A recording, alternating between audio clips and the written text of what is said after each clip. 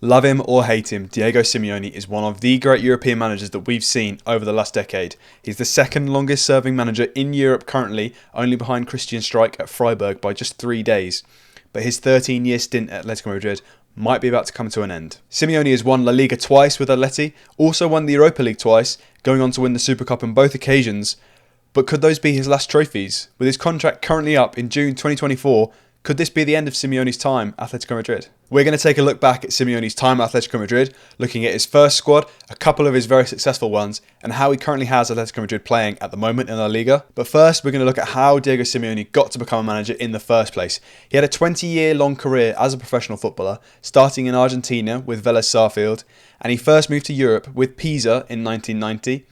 Throughout his career, he played for the likes of Sevilla, Inter, Racing Club and Atletico Madrid, with whom, over 2 spells, he won the double of La Liga and the Copa del Rey in 95-96. He is also very well known within his career for being the recipient of David Beckham's kick-out, which got him sent off in the round of 16 in the 1998 World Cup. And if you've seen the documentary, there's a big piece about him in that, which I think is really funny with his cheeky grin about it looking back. Simeone then went straight into management after he finished his career at Racing Club in Argentina and became the manager in 2006. With a 5-year stint at a number of clubs in Argentina, in December 2011 he finally became Atletico Madrid manager after the previous manager had been sacked. Atleti at the time were in 10th and had lost 4 of the last 5 games, so they were in a bit of a funk. But just 6 months later, he'd won the Europa League with Atletico Madrid, beating Bilbao in the final. And apart from finishing 5th in that first season, he has not once finished outside the top 3 with Atletico Madrid in 10 years. Seriously impressive stuff. But before we get to Simeone's Europa League and La Liga winning teams that were the most impressive ones, we're going to look at his first team from December 2011, from his first game, which was a 0-0 draw against Manuel Pellegrini, the manager who's also managed West Ham, Man City, and is currently at Betis as well. His Malaga team, who included, very surprisingly, the likes of Willy Caballero, Nacho Monreal, Santi Cazorla, Isco, Everton legend Salomon Rondon, and for some reason, Ruud van Nistelrooy also came off the bench in that game for Malaga. When we look at the first team that Simeone put out, the first player that stands out is Radamel Falcao. He had just been brought in from Porto, 40 million euros, and was the star man in this team. You can see that they're playing in like a 4-4-1-1, kind of 4-3-1 formation. That's because Diego, that centre attacking mid, was very much a 10. It's kind of the only real time that Simeone's properly used a 10 throughout his kind of tenure at Atletico Madrid. You can see the back 4 there contains 2 kind of bona fide Atletico Madrid legends who are kind of really there throughout Simeone's stint. Felipe Luis and Diego Godin. Godin is about 85 years old at the end of his stint at Atletico Madrid, but was still playing, was still a really important part of that team. And right at the bottom there, you can see a 19-year-old Thibaut Courtois, who at the time was on loan from Chelsea.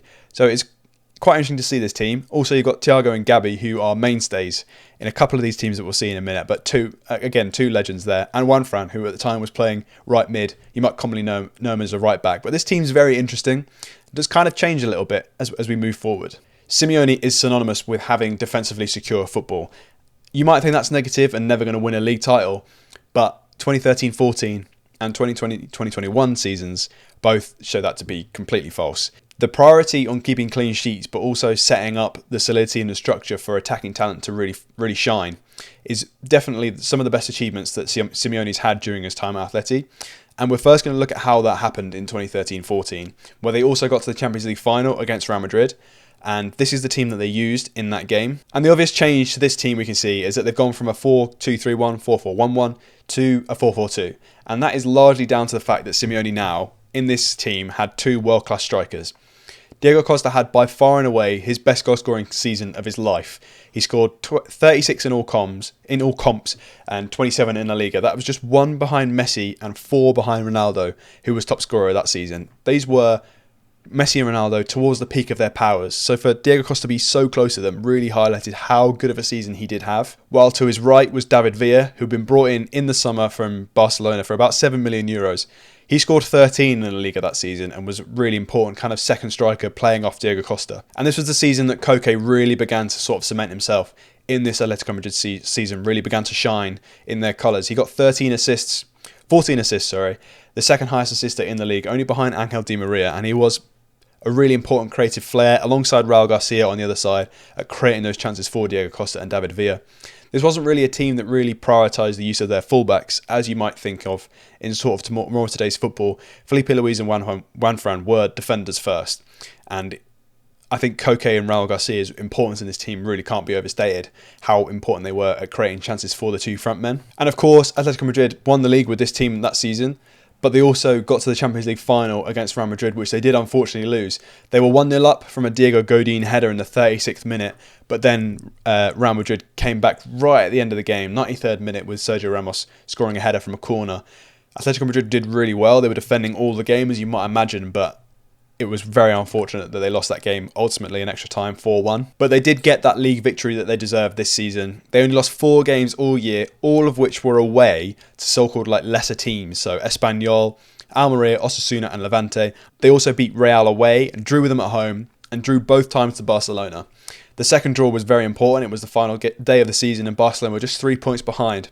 It went down right to the final wire, but it really encapsulated the kind of working class philosophies that Simeone looked to install in this team and the real hard graft and the hard work that they used. Atleti kept 20 clean sheets during this season, only conceding 26 goals throughout the whole campaign.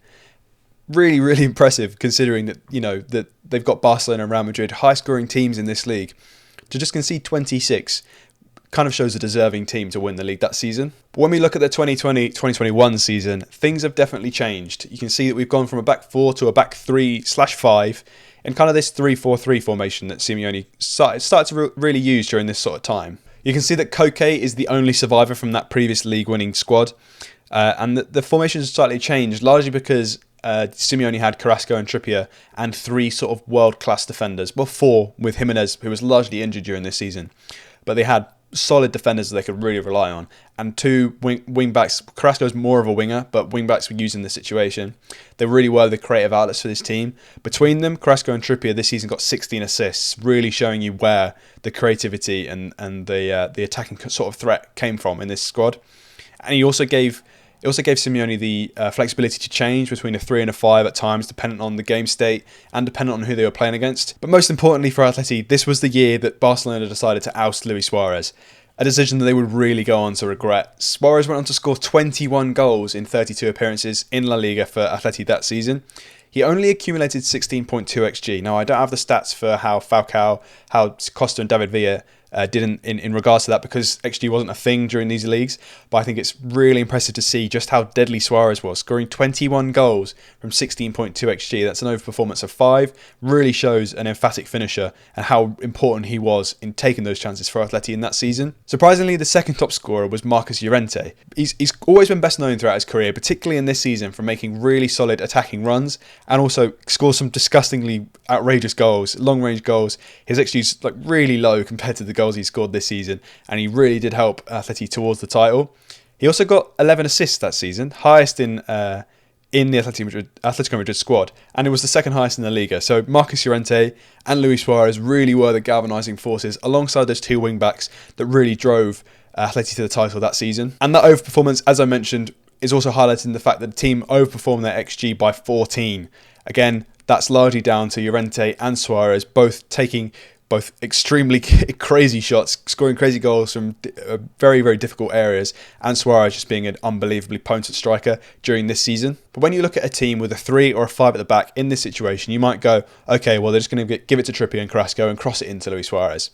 That wasn't really the case. Atletico Madrid were ranked 15th in the league that season for crosses.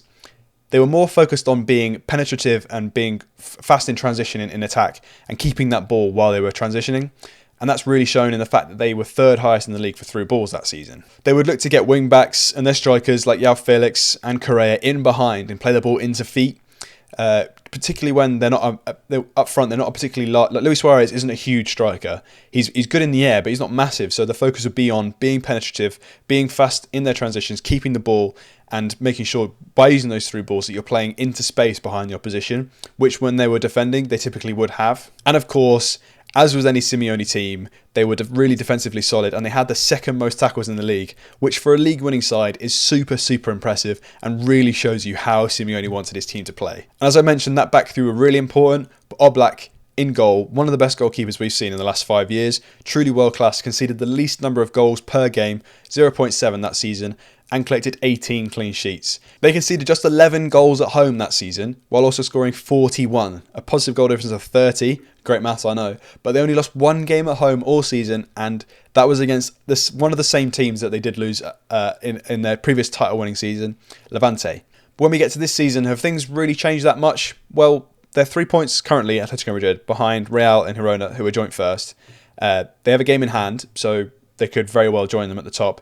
They scored 2.5 goals per 90 so far this season and conceded just 0.9 per 90, with the lowest expected goals against in La Liga, again showing how that defensive quality and focus on defensive solidity has remained unchanged throughout Simeone's time at Atletico Madrid. But they've also scored the joint most goals in La Liga, 25.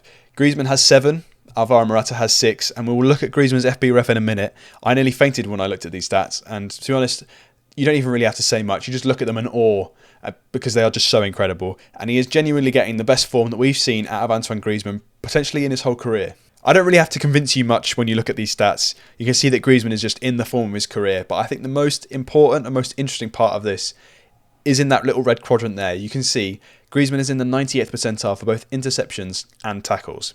Now, Griezmann's really integral to how Atletico Madrid play. He is their first line of press.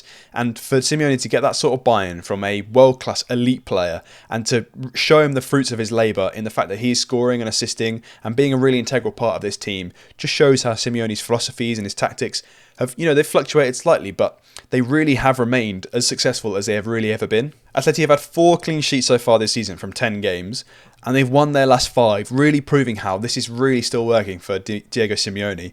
They're unbeaten in 9 in all competitions, and have the second best goal difference behind Barca so far in La Liga this season.